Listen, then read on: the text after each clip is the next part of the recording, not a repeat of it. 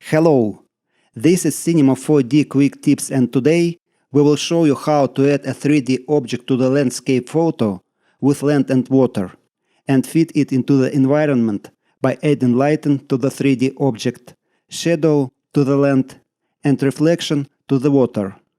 First, create a Redshift camera and upload a photo. For this, open the Redshift menu, select Cameras, and click Standard. Then, click on the RS camera in the Object Manager, go to the Background tab, set the background property to Override, go to the Image property, load the photo as the background for the camera, and enter the camera by clicking on the square icon to the right of the camera object in the Object Manager. Now add a 3D object, let it be a romantic couple from the Asset Browser, and position the camera. For this, open the Asset Browser by clicking on the Asset Browser logo. Search for couple, drag and drop the romantic couple into the viewport, and close the Asset Browser. Click on the RS camera in the Object Manager and adjust the camera in the viewport. Rotate the camera so that the couple faces you the way you want, and so that the horizon of the work plane, it is represented by a dotted line, coincides with the horizon in the photo. Switch to the multiple view in the viewport and adjust the distance from the camera to the couple in the top view, so that the size of the couple matches the details in the photo. In our case, we can use the size of horse as a guide, but keep in mind that the horse is further from the camera than the couple. Then return to the perspective view. Once you have found the desired position for your camera relative to the 3D object, lock the camera so you don't move it by accident by right-clicking on the camera, going to the rigging text, and clicking on Protection. After that, select the couple in the Object Manager and adjust the position of the couple in the XZ plane by dragging it in the viewport. Now let's bring our couple to life by adding lighting, shadow, and reflection. To simulate lighting for our 3D object, create a Redshift dome light by opening the Redshift menu, selecting Lights, and clicking on the dome light. Go to the Object tab, Texture property, and load an HDRI map that would provide the same lighting for our couple as if the couple were actually in the scene when the photo was taken. You can download the HDRI map you need for free from the internet. To save time, we will use the HDRI map from the Asset Browser. So open the Asset Browser, search for HDRI, drag and drop the default HDRI with sun, trees, and grass into the texture property field of the dome light, and close the Asset Browser. To track the results, run the Redshift's interactive preview rendering by opening the Redshift menu, clicking on RS Render View, and pressing the Start button. Move the render view to the top left corner and make it smaller. Let's create shadow from our couple. For this, create a plane object, adjust its position in the XZ plane so that it can catch the shadow from the couple. Judging from the direction of the shadow from the horse, the shadow from our couple should be cast to the left. Right-click on the plane object in the Object Manager, select Render Text, and click on the RS or Redshift object.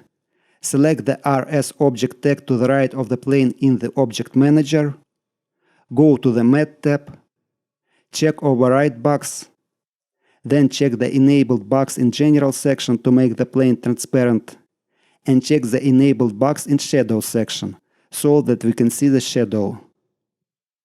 Expand the render view, select the RS dome light in the Object Manager, go to the Object tab, and increase the gamma value to 1.3 to make the dome light more contrasting and sharpen the shadow. Go to the Coordinates tab of the dome light and change the rotation values so that the shadow from the couple falls to the left like that of the horse, and its length is compatible with the length of the horse's shadow. Let's create reflection in the water. Create a plane object. Adjust its position in the XZ plane so that the far edge of the plane coincides with the water's edge. To make the match more accurate, you can move the plane back a little. Make the plane editable by clicking on the Make Editable logo. Switch to the Points mode. Drag the points of the far edge of the plane along the Z-axis towards the water's edge.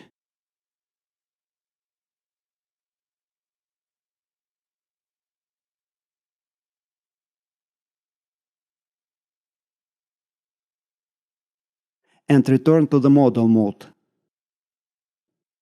After that, right-click on the Plane 1 object in the Object Manager, select Render Text, and click on the RS object.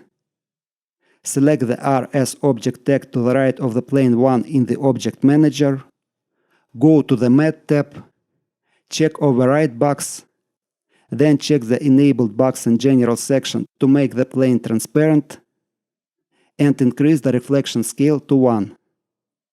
Create a new Redshift standard material by opening the Material Manager and clicking on the new Default Material Plus logo. Go to the Reflection section of the material, reduce the brightness to 0.02, and increase the index of refraction IOR to 3. Apply the material to plane 1 so that we can see the reflection of our 3D object on the plane, and close the Material Manager. To simulate the effect of water ripples on reflection, like it happens with grass reflection in photo,